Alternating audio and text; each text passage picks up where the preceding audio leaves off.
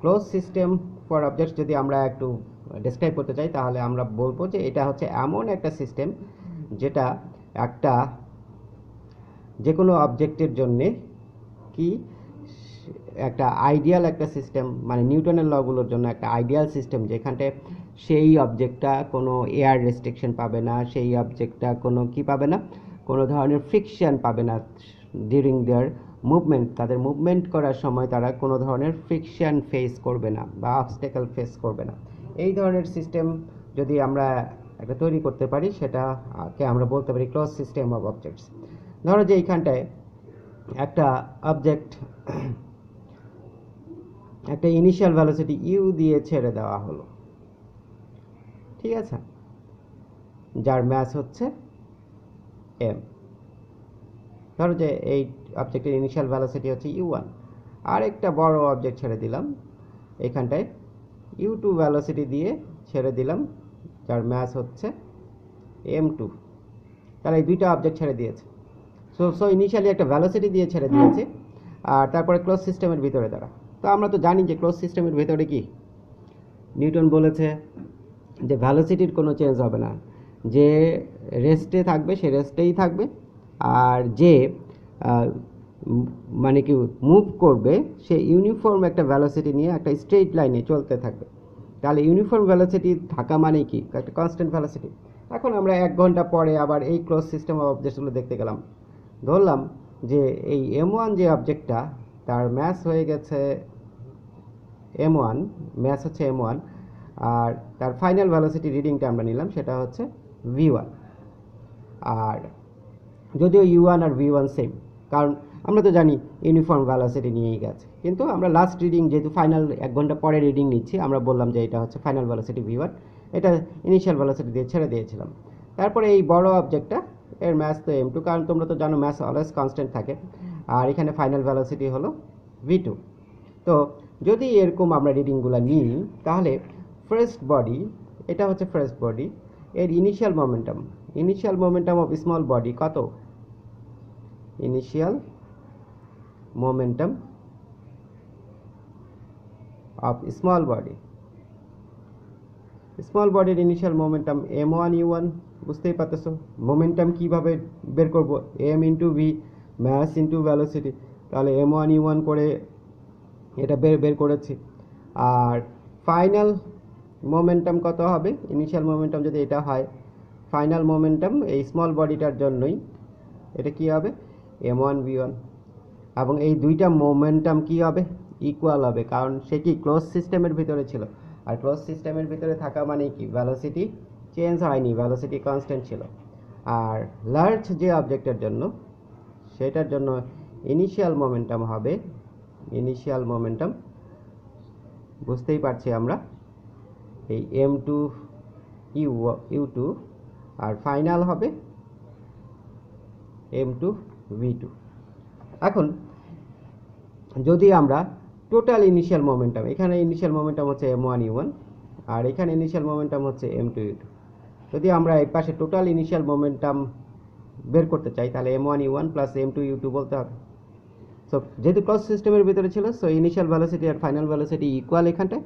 So এই পাশে দুইটা বডির কম্বাইন্ডলি টোটাল যে ইনিশিয়াল মোমেন্টাম সেটা ওদের কম্বাইন্ডলি ফাইনাল যে মোমেন্টাম সেটার ইকুয়াল হয়ে যাবে। তো কম্বাইন্ডলি ফাইনাল মোমেন্টাম কত এখানটায় দেখো, এখানে m1 v1 আর ওখানটায় m2 v2, তাহলে কম্বাইন করলে হবে কি m1 v1 plus m2 v2।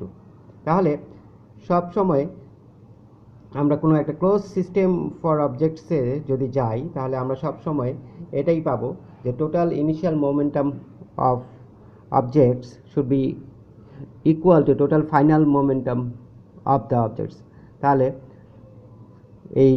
এইখানটায় কলিশন করুক আর না করুক, কলিশন তারা করতেই পারে, ঠিক আছে। কলিশন যদি না হয়, ঠিক আছে, কলিশন হলেও একই অবস্থা দেখা যাবে যে ধরো যে এই দুটো অবজেক্টের ভিতরে কলিশন হওয়ার পরে ফাইনাল যে মোমেন্টামটা পাবো, টোটাল ফাইনাল মোমেন্টাম, সেটাও টোটাল ইনিশিয়াল মোমেন্টামের ইকুয়ালই হবে। তো সেক্ষেত্রে আমরা এখানে কলিশনে যাইনি, আমরা জাস্ট এমনিতেই দেখতে চেয়েছি যে আসলে মোমেন্টাম ব্যাপারটা কি। তো সেক্ষেত্রে তোমরা momentum, law of conservation of মোমেন্টামকে তোমরা এভাবে ডিফাইন করতে পারো যে in a closed system of objects, total initial momentum of objects will always be constant. That is, total initial momentum will be equal to total final momentum of those objects. তাহলে এই যে লটা, সেই লটাকে আমরা কি বলছি? Law of conservation of momentum. So notes, আমি নোটসের পিক্স দিয়ে দিব তোমাদেরকে, ওখান থেকে তোমরা একটু পড়ে নিও এটা। কিন্তু এই ফর্মুলাটা আমাদের খুব ওয়াইডলি কাজে লাগাতে হবে। সো কীভাবে আমরা কাজে লাগাবো আমরা একটু দেখে নিই যে ল অফ কনজারভেশন অফ মোমেন্টামের ফর্মুলাটা আমাদেরকে কিভাবে হেল্প করবে। তো এখানটায় আমরা ল অফ কনজারভেশন অফ মোমেন্টামের ফর্মুলাটা একেবারে মুখস্থ থাকতে হবে। m1u1 equals m1u1 plus m2, আবার লিখি আমি, m1u1 plus m2u2 equals m1v1 plus m2v2। এই ফর্মুলা মনে থাকলেই তোমরা অন্তত ফোর্স থেকে একটা ম্যাথ অবশ্যই দিয়ে দিতে পারবে। তো এখানটায় সবার পরিচয়গুলো তো দিয়ে দিই। m1 হচ্ছে mass of first body, mass of first body, m2 হচ্ছে mass of second body, u1 initial velocity of first body, initial velocity of first body,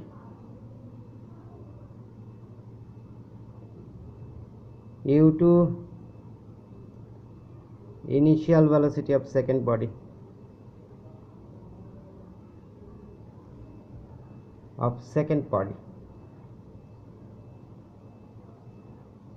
v1 final velocity of first body, R v2 হচ্ছে final velocity of second body. তাহলে আমরা এই যে এদের সবারই পরিচয়টা জেনে নিয়েছি কে কি। তো একটা ব্যাপার একটু মাথায় রাখবা, ম্যাথটা সবসময় কেজিতে রাখতে হবে, এটা ভুলে গেলে হবে না। কেউ যদি গ্রাম নিয়ে করো তাহলে ম্যাথটা ভুল হয়ে যাবে। তো এটা ম্যাথও কেজি, এইটা ম্যাথ, এটাও কেজিতে। সো u1 হচ্ছে initial velocity of first body and u2 হচ্ছে initial velocity of second body. So এই ভেলোসিটি নিয়ে আমরা যে একটা কথা জানতে চাই সেটা হচ্ছে, ধরো যে দুইটা অবজেক্ট, একটা এপাশ দিয়ে যাচ্ছে, একটা ওপাশ দিয়ে যাচ্ছে, তো দুইটা অবজেক্টের কি ডিরেকশন অপোজিট। সো যে কোনো একটাকে যদি পজিটিভ ডিরেকশন ধরি, ধরো যে ইউ যদি পজিটিভ ধরি, ধরো যে ইউ বলছে 1 মিটার পার সেকেন্ড, সো এটাকে প্লাস ডিরেকশন ধরে 1 মিটার পার সেকেন্ড বললাম। আর এখানটায় u2 বলেছে, u2-র ভ্যালু দেওয়া আছে হচ্ছে 5 মিটার পার সেকেন্ড। সো এখানটায় u2 ইকুয়ালস, তাহলে আমাকে যেহেতু এটা পজিটিভ ধরে ফেলছি, তাহলে এটাকে -5 মিটার পার সেকেন্ড, তাহলে এটা নেগেটিভ। কারণ এ যে ডিরেকশনে যাচ্ছে তার ঠিক উল্টো ডিরেকশনে যাচ্ছে। এর ডিরেকশনটা যদি পজিটিভ ডিরেকশন হয় তাহলে ওর ডিরেকশনটা নেগেটিভ হবে। কিন্তু দুইটা যদি একই ডিরেকশনে যায়, সেম ডিরেকশনে, তাহলে ও পজিটিভ হলে ও পজিটিভ, দ্যাট ইজ এখানে 1 মিটার পার সেকেন্ড আর এখানে 5 মিটার পার সেকেন্ড, এরা ঠিক থাকবে, কারোর সামনে নেগেটিভ সাইন আসবে না। তাহলে উল্টো ডিরেকশনে গেলে, মানে অপোজিট ডিরেকশনে যদি যায়, অন দ্যাট টাইম একটার সামনে পজিটিভ আর একটার সামনে নেগেটিভ। এখন তুমি বলতে পারো স্যার আমি এটার সামনে পজিটিভ দিব, দাও, তাহলে এটাই তোমার সোজা ডিরেকশন, তুমি ধরে নিলা যে এটাই তোমার পজিটিভ ডিরেকশন। আর এই পাশের ডিরেকশন যদি পজিটিভ হয়, তাহলে এই পাশের ডিরেকশন মানে এইখান থেকে এই দিকে যাওয়ার যে ডিরেকশন সেটা নিশ্চয়ই নেগেটিভ হবে। তাহলে তুমি যে কোনো একটার সামনে পজিটিভ বা নেগেটিভ ধরে রাখতে পারো, কোনো সমস্যা নেই, ম্যাচ হবেই। তাহলে এখানটায় আমরা সাধারণত ইউকে মানে u1কেই পজিটিভ ডিরেকশন ধরি, আর যদি দেখা যায় এর ডিরেকশন ঠিক অপোজিট ডিরেকশন দিয়ে আরেকটা গাড়ি বা আরেকটা কার যাচ্ছে, অন দ্যাট টাইম আমরা তখন সেটার ডিরেকশনটাকে নেগেটিভ ধরি। তাহলে আমরা ফর সেম ডিরেকশন একটু লিখে রাখি, এটা direction u1 positive, u2 positive. আর ফর অপোজিট ডিরেকশনের জন্য আমরা কি ধরতে পারবো? Direction u1 negative, u1 positive, u2 negative, যে কোনো একটাকে পজিটিভ একটাকে নেগেটিভ ধরলেই হবে। সো এইটা কিন্তু ভুলে গেলে হবে না। আর তোমাদেরকে এই চেক করার জন্যই কি দেয়, যে সাধারণত এই অপোজিট ডিরেকশন দিয়ে দেয়, যাতে করে তোমরা একটু পাজলড হও আর কি। তো final velocity of first body and final velocity of second body. So এখানটায় এই দুইটাকে আমরা ইকুয়াল ধরতে পারবো, কিন্তু কোন কেসে ইকুয়াল ধরতে পারবো সেটা আমি একটু বলে নিই। সো আমরা যে কলিশন নিয়ে কাজ করব এখানটায়, সো কলিশন টু টাইপের হয়। কলিশন টু টাইপের হয়, একটা হচ্ছে ইনইলাস্টিক কলিশন, ইনইলাস্টিক কলিশন, আর একটা হচ্ছে ইলাস্টিক কলিশন। সো এই যে inelastic and elastic collision, so আমাদের এই যে দেখো বলবে যে এই দিক থেকে একটা বডি আসছে, এই দিক থেকে একটা বডি আসছে, দুইটা, ঠিক আছে। ধরো যে একটা আরেকটার সাথে কলাইড করলো, একটা বডি এই পাশ দিয়ে আসতেছিল আর একটা বডি এই পাশ দিয়ে আসতেছিল। তো দুইটা বডির সাথে কলাইড করলো, কলাইড করে এরা সেপারেটেড হবে না, সেপারেটেড না হয়ে দুইজনই যে কোনো একটা ডিরেকশনে চলতে শুরু করলো। যার ভ্যালোসিটি বেশি সেই ডিরেকশনে চলবে। ধরো যে এর ভ্যালোসিটি ছিল 5 মিটার পার সেকেন্ড, এর velocity 2 metre per second. So দুইটাই কলেক্ট করে যার ভ্যালোসিটি বেশি সেই ডিরেকশন চলে যাচ্ছে, দ্যাট ইজ এটার ভ্যালোসিটি বেশি ছিল, সে ওটাকে ওই ডিরেকশনে টেনে নিয়ে যাচ্ছে। সো এরকম টাইপের যে কলিশনগুলো সেটাকে আমরা ইনইলাস্টিক কলিশন বলি। এবং আমরা আমাদের সিলেবাসে ইনইলাস্টিক কলিশনই সবচেয়ে বেশি করতে হবে। ইলাস্টিক কলিশনও আমরা করতে পারি, সেটা পরের ব্যাপার। ইলাস্টিক কলিশন যদি করতে হয় অন দ্য টাইম আমরা করে ফেলবো, কোনো সমস্যা নেই, ওখানে একটা ফর্মুলা শিখলেই হয়ে যায়। তো ইলাস্টিক কলিশন সাধারণত আসে না, ইনইলাস্টিক কলিশনটাই আসে। সো মনে রাখবে ইনইলাস্টিক কলিশন একসাথে লেগে যাবে, দুইটাই কলাইড করবে, কলাইড হবে।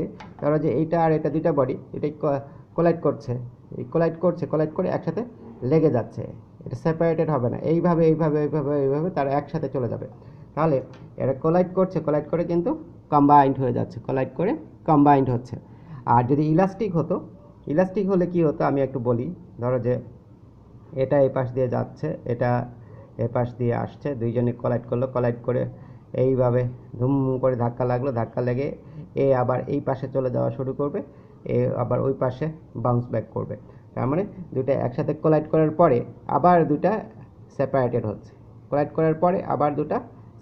হচ্ছে, সো ওটা সেপারেটেড হতে থাকবে কিন্তু এটা কম্বাইন্ড হবে। সো ইনইলাস্টিক কলিশনটাই আমাদের ভালো মতো বোঝার দরকার এবং এটাই আমরা ভালো মতো বুঝতে চাই।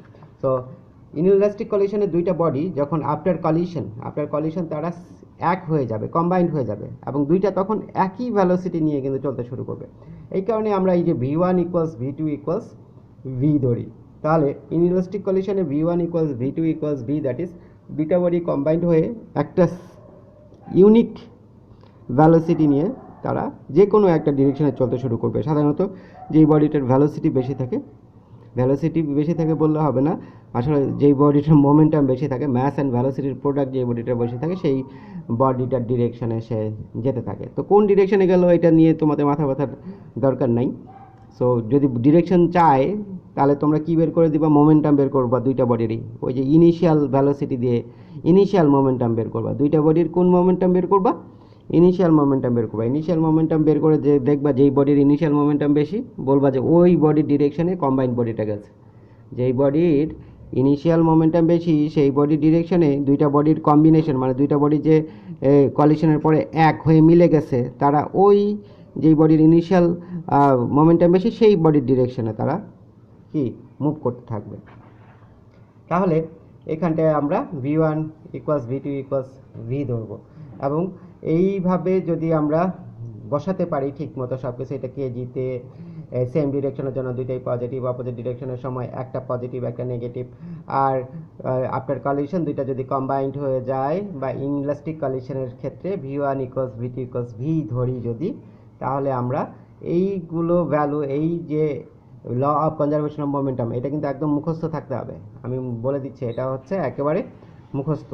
যদি এটা মুখস্থ থাকে তাহলে এই ভ্যালুগুলো যদি আমরা law of conservation of momentum এখানটা যদি বসিয়ে দিই, অন দ্যাট টাইম দেখা যাবে যে আমরা কারেক্টলি ম্যাচটাকে করতে পারবো। এখন এই মোমেন্টামের উপর আরেকটা ব্যাপার একটু দেখার দরকার, সেই ব্যাপারটা হচ্ছে মেইনলি আমরা তো জানি যে এফ ইকুয়ালস এম এ, তাই না? এফ ইকুয়ালস এম এ এটা আমরা শিখে আসছি, এই ফর্মুলার প্রুফ তোমরা গত ক্লাসে করেছো already, F equals M A. তো এখানটায় দেখো যে এর ভ্যালু তো V minus U by T, এর ভ্যালু কি V minus U by T, that is rate of change in velocity. তাহলে এটাকে আমরা কি বলতে পারি, M V minus M U divided by টি।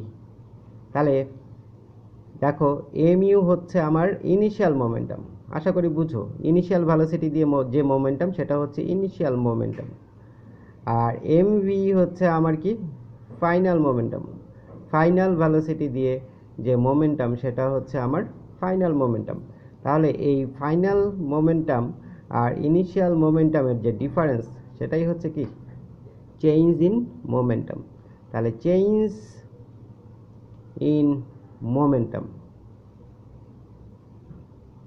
এটাই হচ্ছে চেঞ্জ ইন মোমেন্টাম। তো চেঞ্জ ইন মোমেন্টামটা আমাদের জন্য খুবই ইম্পর্টেন্ট। তাহলে দেখো এই পাশে কিন্তু এফ আছে, এফটা আমি একটু লিখি, এফটা লিখলাম, এফ এর নিচে কিছু নাই মানে 1 আছে, সো আমি ক্রস মাল্টিপ্লাই করছি, ক্রস মাল্টিপ্লাই করলে আমি এখানে পাচ্ছি M V minus M U equals F T. তো এই যে চেঞ্জ ইন মোমেন্টাম সেটাকেই আমরা কি বলতে পারি, ইম্পালস অফ ফোর্স।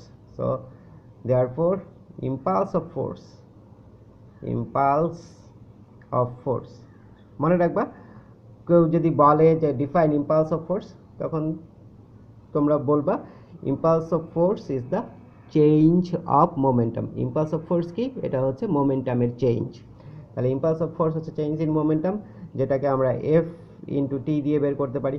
আবার ইম্পালস অফ ফোর্স হচ্ছে চেঞ্জ ইন মোমেন্টাম, যেটাকে আমরা M V minus M U দিয়ে বের করতে পারি, that is M into V minus U দিয়ে বের করতে পারি।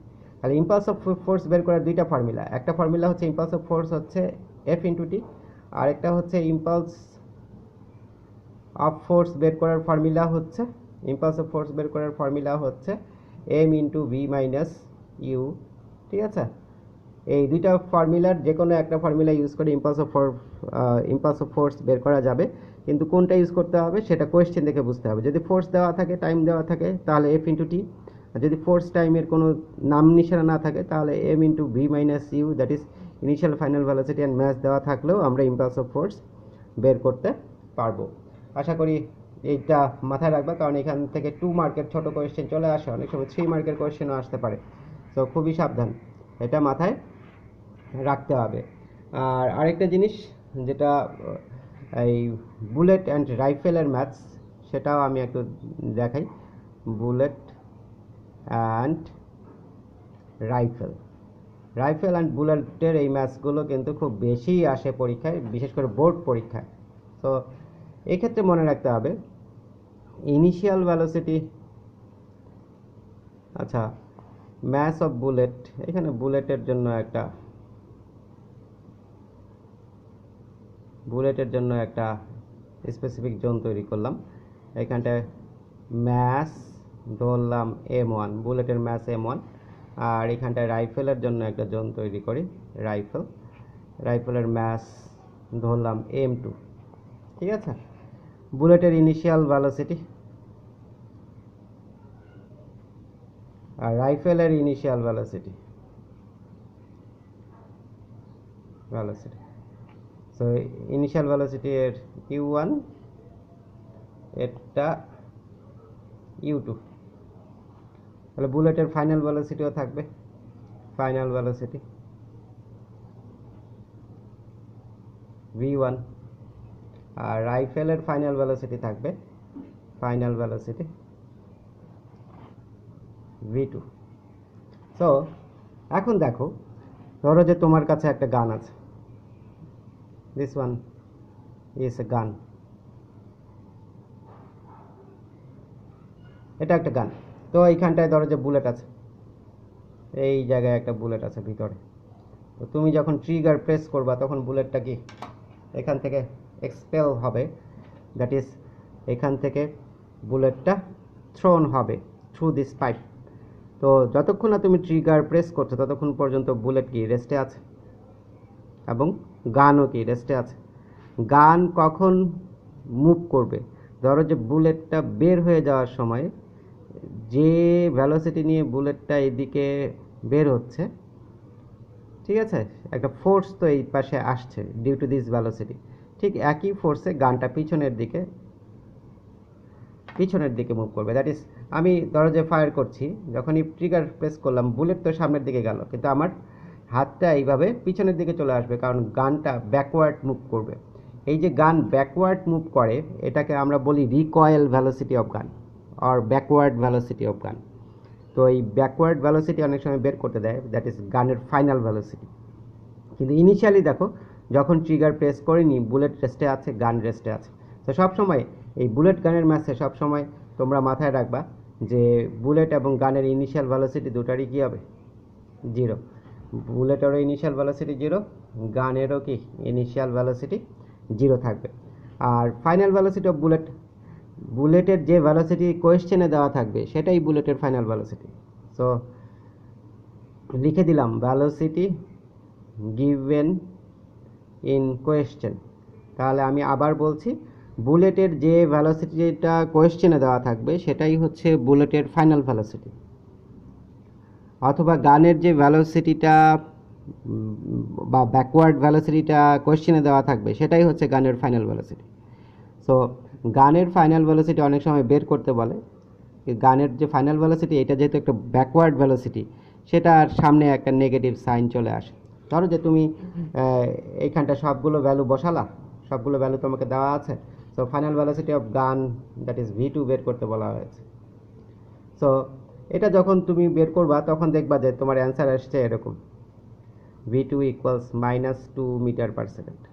সো মাইনাস আসবে এইখানটায়, মাইনাস দেখে ভয় পাওয়ার কিছু নেই, হায় আল্লাহ আমার মাইনাস আসছে, আমার তো এই ম্যাচটা হইলো না, ঠিক আছে, এই ধরনের চিন্তা ভাবনার কোনো দরকার নাই। কারণ এই মাইনাসটা আসলে কি ডিরেকশন ইন্ডিকেট করতেছে, দ্যাট ইজ গানটা সামনের দিকে না, এটা পিছনের দিকে মুভ করছে। সো এই কারণে মাইনাসটা এইখানটায় সামনে আসছে। তাহলে এই ব্যাকওয়ার্ড ভেলোসিটি অফ গানের যখন V2 বের করবা সেটা তখন -2 মিটার পার সেকেন্ড আসবে। কিন্তু যখন অ্যান্সার লিখবা, অ্যান্সার লিখলে এইভাবে লিখতে পারো V2 equals -2 metre per second, or লিখতে পারো কি backward velocity 2 metre per second. কারণ এখানে যেহেতু ব্যাকওয়ার্ড কথাটা তুমি মুখেই বলে দিচ্ছ, সো আর এখানে মাইনাস সাইনটা দেওয়ার দরকার নেই। কিন্তু ব্যাকওয়ার্ড কথাটা মুখে না বললে মাইনাস সাইন দিয়ে বোঝাতে হবে, এটা যাতে মাথায় থাকে। আর ধরো যে কোয়েশ্চেনে গানের ফাইনাল ভেলোসিটি দেওয়া আছে, ওরা বলতেছে যে ফাইনাল ভেলোসিটি আর backward velocity of gun, final velocity of gun ধরো যে 5 মিটার পার সেকেন্ড লেখা আছে। সো এইটা যখন তুমি এখানটা বসাবা, বসানোর সময় কিন্তু আবার মাইনাস দিয়ে বসাতে হবে। সো ফাইনাল ভেলোসিটি অফ গান V2 ইকুয়ালস এখানটায় -5 মিটার পার সেকেন্ড বসাতে হবে। সো এই কথাটা একটু মাথায় রাখতে হবে। গানের ফাইনাল ভেলোসিটি কোয়েশ্চেনে যখন দেওয়া থাকবে সেটা আমি যখন সেটা নিয়ে যখন ম্যাচ করব তখন তার সামনে একটা মাইনাস সাইন দিয়ে তারপরে আমাকে ল অফ কনজারভেশন অফ মোমেন্টামের ফর্মুলায় বসাতে হবে। তো সবগুলো ভ্যালু আমরা কোথায় বসাবো, এই law of conservation of momentum m1u1 plus m2u2 equals m1v1 plus m2v2, এই ফর্মুলায় আমরা উইনো লিখে বসিয়ে দেবো। তারপরে আমরা যেটা দরকার সেটা আমরা বের করতে পারছি এখান থেকে। তাহলে আমার দরকার V2, তাহলে V2 বের করতে পারবো এই ফর্মুলা থেকেই। এইগুলো তো আমার ধরো যে সব দেওয়াই আছে, ইনিশিয়াল ভেলোসিটি তো জিরোই, ঠিক আছে। সো একটা জিনিস দেখো, এই যে বুলেটের ইনিশিয়াল ভেলোসিটিও জিরো আর গানের ইনিশিয়াল ভেলোসিটিও জিরো। সো এই লেফট সাইডটা পুরোপুরি সব সময় জিরো আসবে। সো তোমরা এইভাবে কাজ করতে পারো, 0 ইকুয়ালস m1v1 প্লাস m2v2, ঠিক আছে। কারণ এইটা সব সময় জিরো আসবে, কারণ u1 জিরো তাহলে m1 u1 zero, u2 zero m2 u2 zero, so 0 plus 0 0। So সবসময় বুলেট গানের ম্যাচে লেফট সাইডটা সবসময় কী আসে, জিরোই আসে। সো এটা তোমাদেরকে বলার দরকার নেই, তোমরা অলরেডি মানে বুঝতেই পারছো, আর করতে করতে আরও শিখে যাবা। তো এই ধরনের ম্যাথস প্রবলেমগুলো এখন আমরা একটু করতে চাই, এবং এই ম্যাথস প্রবলেমগুলো ছাড়াও আমরা আসলে এই law of conservation of momentum কীভাবে এসছে এই ফর্মুলাটার প্রুফ, যদিও প্রুফটা আসে না তারপরে একবার দেখে নিব এটা পরে। তো সেক্ষেত্রে এইখানটায় আমি তোমাদের কিছু ম্যাথস প্রবলেম দিয়ে দিচ্ছি, এই ম্যাথস প্রবলেমগুলো তোমরা একটু করার চেষ্টা করো, অ্যান্সার দেওয়াই আছে, অ্যান্সার ম্যাচ করো এবং আমাকে সাবমিট করো।